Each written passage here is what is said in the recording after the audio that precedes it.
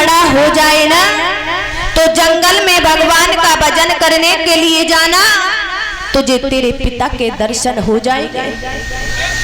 आज बेटा ध्रुव ने जवाब दिया, मैया तुम क्या कह रही हो, बड़ा हो जाओ? अरे मैं बड़ा हो चुका हूँ, अब मैं अपने पिता के दर्शन करने जरूर जाऊंगा। आज मैया ने बेटा ध्रुव की बात को सुना तो एकदम से कलेजा फट गया। कहने लगी, लाला तू वन में जाएगा? अरे तुझे नहीं पता तेरी छोटी सी उम्र है और उस जंगल में शेर भेड़िया रहते हैं, तुझे जिंदा खा जाएंगे। लेकिन मैं अपने कलेजे के टुकड़े को जीते जी नहीं जाने दूंगी। आज बेटा ध्रुव हट कर रहा है। मैया सुनी थी रो करके कहने लगी, बेटा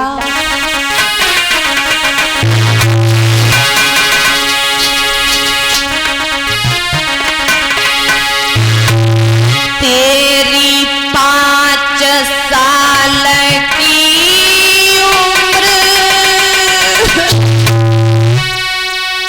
लाला तोय बन में नाय पठाऊंगी।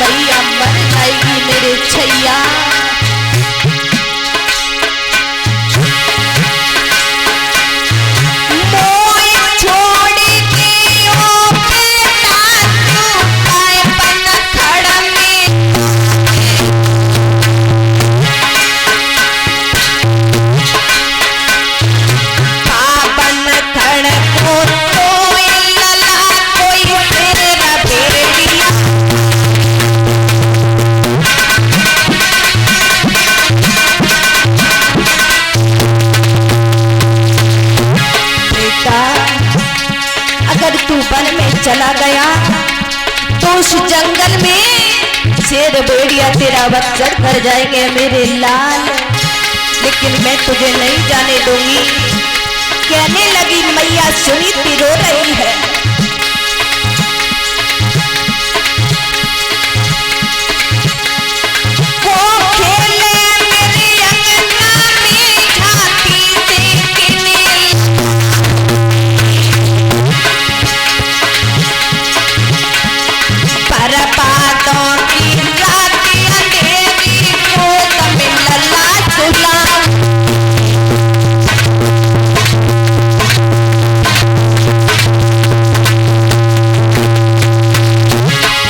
जवाब दिया है, मेरे लाल तू यहाँ से चला जाएगा, मेरी आंखों के तारे तो मेरे आंगन में कौन खेलेगा?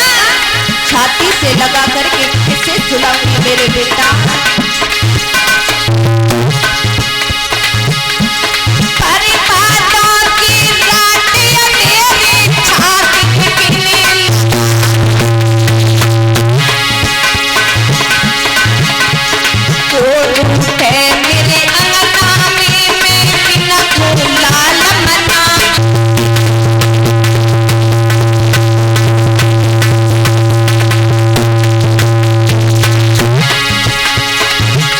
मैया समझा रही है, लाला मेरे आंगन में तू रूठ जाता है तो तुझे मनाते ही मनाते मैं अपने समय को गुजारती हूँ मेरे छैया, लेकिन आज तू जा रहा है।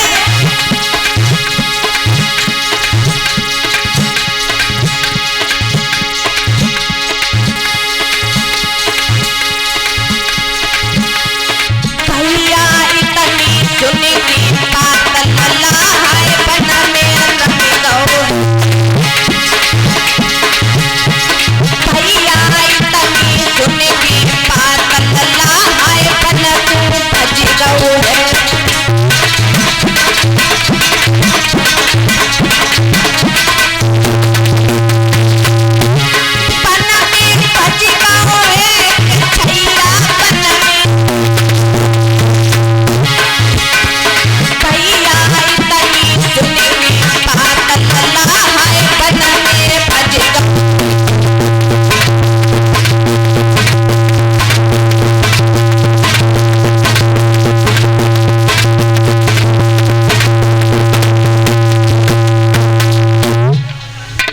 मैया समझाती रही, रोती रही, लेकिन मैया रोते रोते बेहोश हो गई। आज बेटा ध्रुव ने देखा कि मैया बेहोश हो गई। ये जाने का अच्छा समय है, अगर मेरी मैया होश में आ गई तो मुझे जाने नहीं देगी। आज बेटा ध्रुव ने अपने नन्हे नन्हे हाथों से मैया के पैरों को छुआ, माथे से लगाया और पैर छूने के बाद जैसे ही आगे के लिए बढ़ा,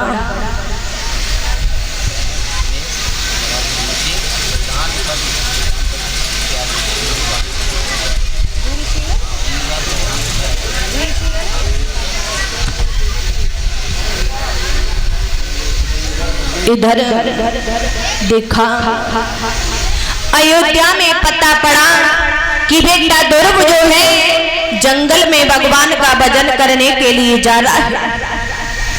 आज राजा उत्तानपाद को समझाया, कहने लगी महाराज तुम्हारा बेटा ध्रुव जो है आज जंगल में भगवान का भजन करने के लिए जा रहा है। आज उत्तानपाद ने सुना तो मंत्री से जवाब दिया, कहने लगे मंत्री मेरे बेटा ध्रुव से कह दो कि अब उसे उसकी माँ को गेहूं की रोटी और सब्जी के साथ में मिलेगी। बेटा ध्रुव को जाकर के बताया, कहने लगे बेटा ध्रुव आप वन में न जाओ। क्यों, क्या हुआ? कहने लगे सुनो, तुम्हारी माँ को जौ की रोटी नमक से मिलती थी, अब गेहूं की रोटी सब्जी के साथ में मिलेगी। आज बेटा ध्रुव चारों तरफ देखने लगे, कहने लगे बारे भगवान हम तुम्हारा नाम लेकर के घर से बाहर निकले तो मेरी मैया को और मुझे गेहूं की रोटी और सब्जी के साथ में मिलने लगी। गांव वाले हमें नहीं जाना, हम सिर्फ अपने भगवान के अपने पिता के दर्शन करना चाहते हैं। बेटा ध्रुव दौड़ने लगा। आज उत्तानपाद को जाकर के बताया, कहने लगे महाराज तुम्हारा बेटा नहीं लौट रहा। आज फिर से उत्तानपाद कहने लगे सुनो, जाकर के कह दो बेटा ध्रुव से कि आधा राज्य उसे मिलेगा और आधा राज्य बेटा उत्तम को। अब जाकर के बेटा ध्रुव को बताया, बेटा ध्रुव वन में न जा तुम्हें आधा राज्य मिलेगा। आज बेटा ध्रुव सोचने लगे बारे भगवान गांव से बाहर निकले तो आधा राज्य भी मिलने लगा। गांव वाले लौट जाओ, हमें नहीं चाहिए राज्य। अब उत्तानपाद को जाकर के बताया, ध्रुव नहीं लौट रहा। उत्तानपाद कहने लगे मंत्री गांव वाले जाकर के बेटा ध्रुव से कह दो उसे आधा राज्य नहीं पूरा राज्य का अधिकारी बेटा ध्रुव बनेगा। बेटा ध्रुव को बताया कि बेटा ध्रुव अब तुम पूरे राज्य के अधिकारी हो। आज ध्रुव इधर उधर देखने लगा, सोचने लगा बारे भगवान तुम्हारे नाम में इतनी तासीर है कि तुम्हारा नाम लेकर के हम गांव से बाहर निकले तो पूरा राज्य भी मिलने लगा। गांव वाले लौट जाओ। आज बेटा ध्रुव ने जैसे ही देखा कि गांव वाले लौट गए, बेटा ध्रुव ने एकदम से दौड़ लगाई और धीरे धीरे जंगल में पहुंच गए। इधर में शेर भेड़िया है, बेटा को डर नहीं लगा।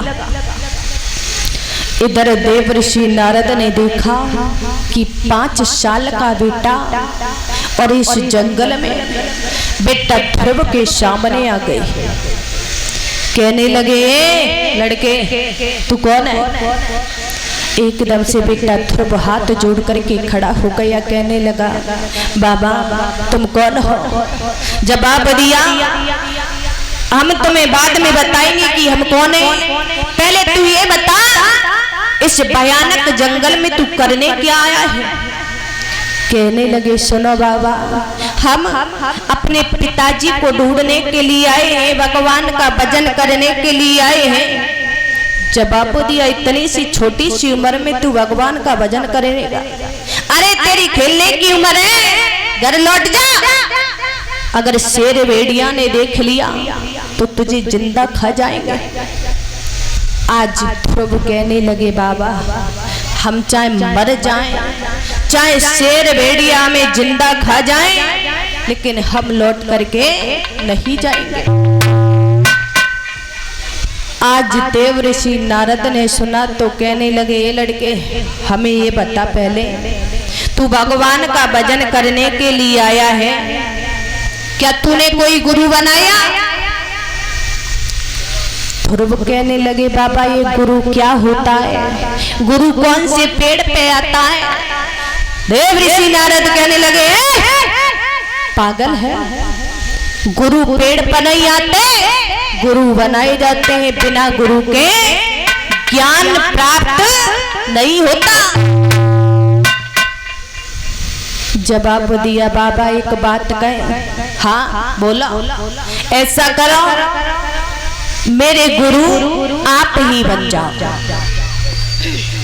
जवाब दिया, ठीक है, अगर तू हमें गुरु बनाना चाहता है तो हम बन जाएंगे, लेकिन सुन, हम जो मंत्र दे रहे हैं उस मंत्र का जाप करते रहना और तुझे भगवान के दर्शन हो जाएंगे। आज देव ऋषि नारद मंत्र बता रहे हैं बेटा ध्रुव के लिए, सुनो।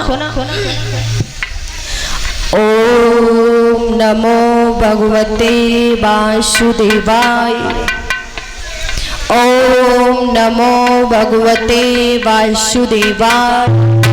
बेटा ध्रुव, इसी मंत्र का जाप करते रहना और तुम्हें भगवान के दर्शन हो जाएंगे। जवाब दिया, ठीक है बाबा। इतना कहकर के देव ऋषि नारद चले गए। इधर बेटा ध्रुव ने पहला आसन 5 दिन का लगाया, समाधि को खोला, केत का फल पड़ा हुआ था, फल उठाया, थोड़ा खाया और 1 अंजुल पानी पिया, फिर समाधि पर बैठ गए। दूसरा आसन 15 दिन का लगाया। बेटा ध्रुव के नेत्र खुले, केत के वृक्ष के पत्ते पड़े हुए थे, हथेली से मीड़े और उनको खा लिया, फिर पानी पी लिया। बेटा ध्रुव कहने लगे, ऐसे भगवान के दर्शन नहीं होंगे।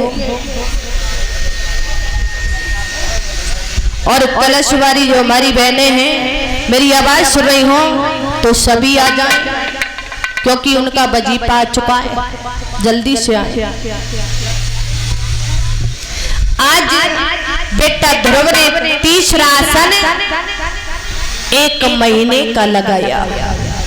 बेटा ध्रुव उठे, 1 अंगूठे पर खड़े हो गए, 1 अंगूठे पर खड़े हैं, हाथ ऊपर को कर लिए। लेकिन जैसे ही बेटा ध्रुव ने आसन लगाया, सांस को रोक लिया, आज महाप्रलय सी आने लगी।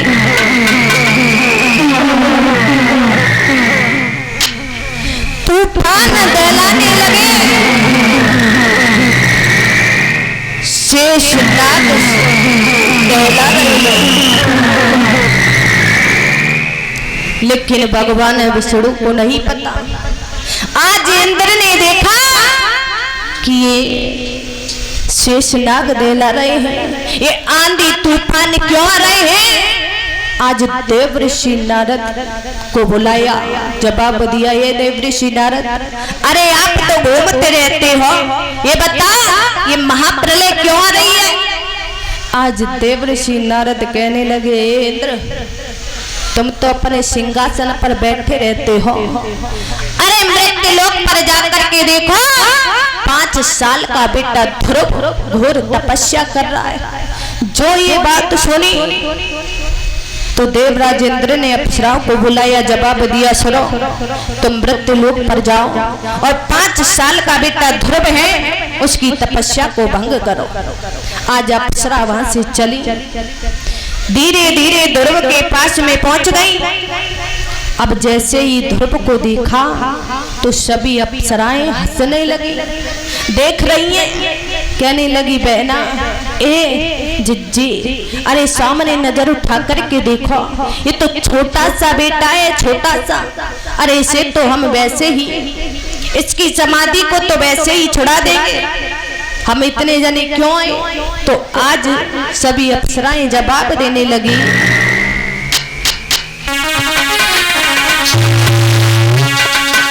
जाए नाच कूद के रिंजाली जाज तपाल, नाच कूद के रिंजाली जाज तपाल।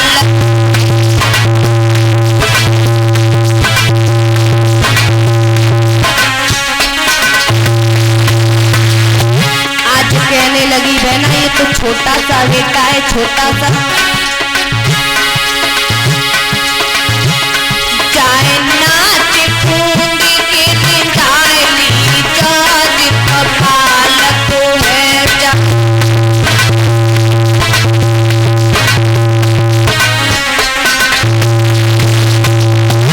वो लड़कियां क्या क्या काम कर रही हैं बेटा ध्रुव के पास में। परीक्षित महाराज सुनो,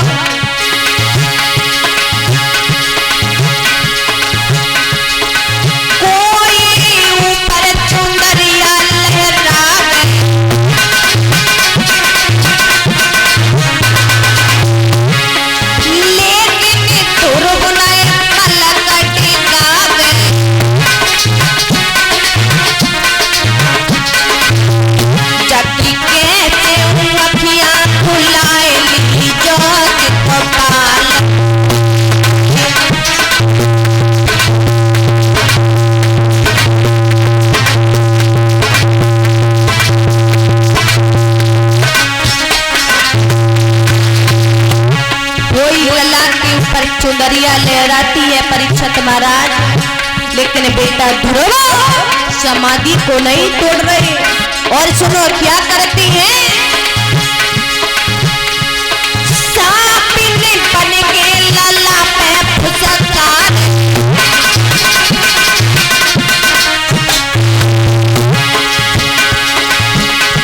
सापिन बन के लला पे फुसकार,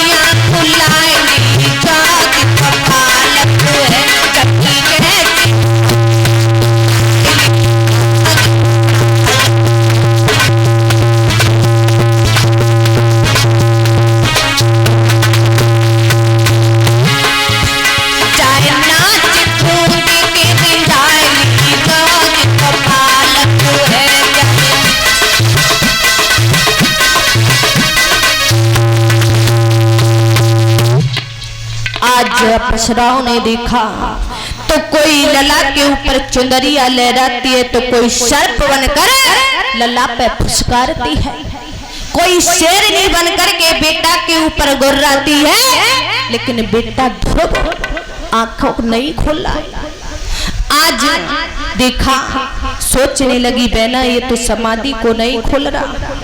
लेकिन एक बात का ध्यान रहे परीक्षित महाराज, जब भगवान के भक्त को कोई परेशान करता है तो भगवान बिल्कुल बर्दाश्त नहीं करते। उसी समय भगवान की कृपा से हुआ क्या?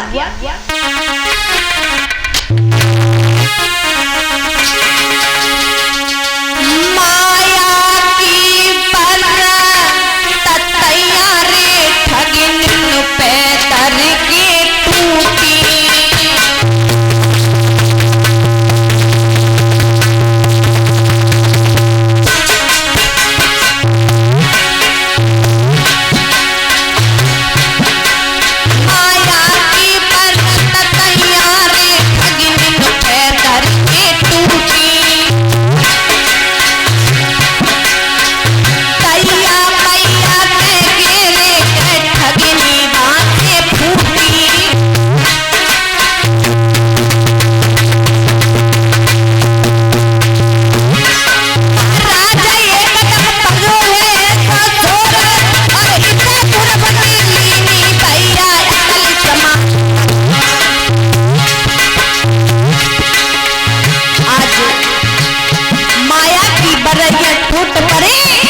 और जैसे ये हाल देखा तो सभी अपसराएं वहां से भाग गई और इधर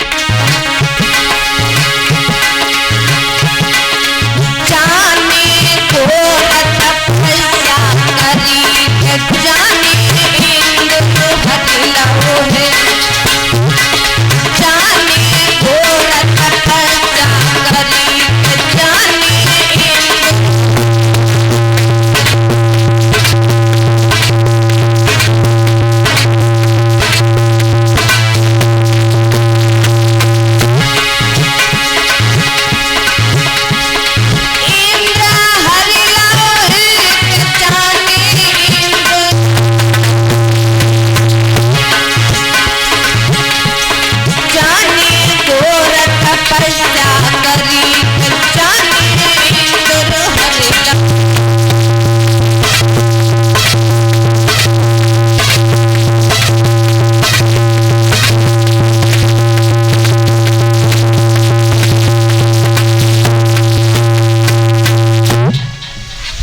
और इसी के बीच में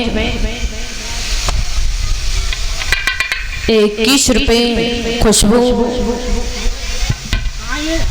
सर्वेश गांव गौसली राम साय और 51 रुपए अखिलेश सनौप नरेश यादव के सुपुत्र हैं गांव गौसली राम साय।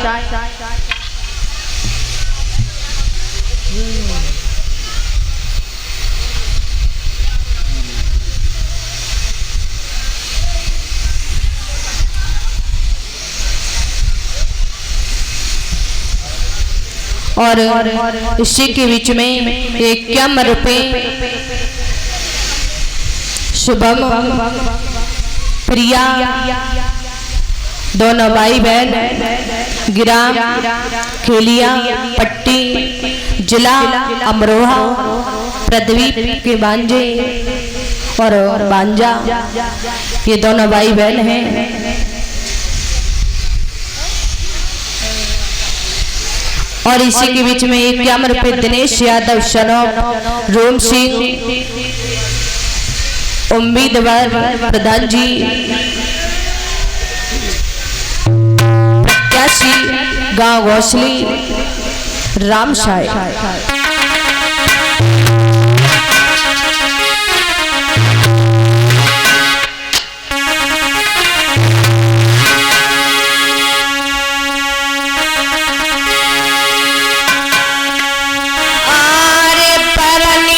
हुई गई तिने सया तब की मेरी सभा विराजे